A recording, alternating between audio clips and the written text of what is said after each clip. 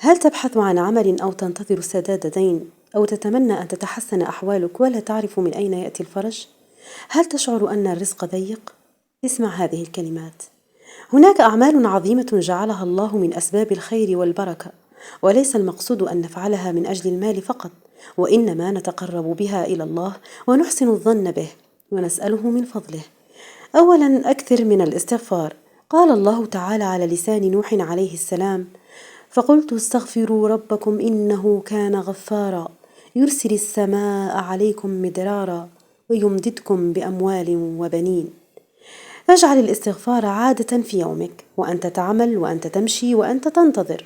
قل أستغفر الله وأتوب إليه، ولا تستغفر بلسانك فقط، بل اجعل الاستغفار مع توبة صادقة وترك الذنوب. ثانياً، حافظ على الصلاة وأكثر من الدعاء. إذا ضاقت بك الدنيا فلا تبتعد عن الله، بل اقترب أكثر. قال الله تعالى: وأمر أهلك بالصلاة واصطبر عليها لا نسألك رزقا نحن نرزقك. الله هو الرزاق، فلا تجعل خوفك من المستقبل ينسيك من بيده المستقبل كله.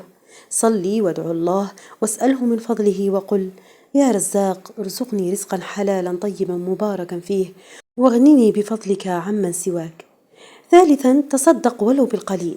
لا تنتظر أن تصبح غنيا حتى تتصدق، قد تكون الصدقة شيئا بسيطا جدا، لكن قيمتها عند الله عظيمة إذا كانت خالصة لوجهه.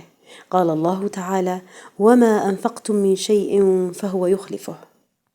لا تحتقر صدقة صغيرة، طعام تقدمه لمحتاج أو مساعدة لشخص أو مال تنفقه في الخير. افعل الخير وأحسن الظن بالله. رابعا، صل رحمك وبر والديك. لا تجعل انشغالك بالمال والعمل يجعلك تنسى أمك وأباك وأقاربك.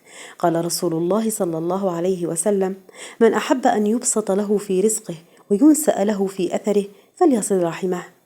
فاسأل عن أقاربك، اتصل بمن قطعت عنهم، أحسن إلى والديك، واحرص على أن يكون قلبك بعيدا عن القطيعة والحقد.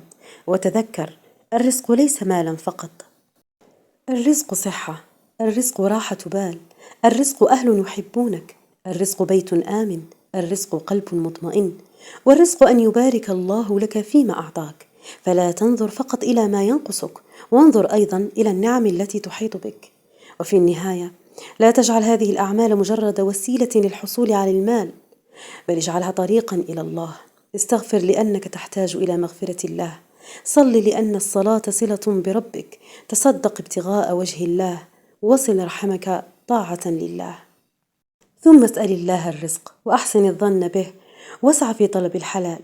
اللهم ارزقنا رزقا حلالا طيبا واسعا مباركا فيه، واقض عنا الديون، واغننا بفضلك عمن سواك، وبارك لنا فيما رزقتنا، وافتح لنا أبواب فضلك ورحمتك.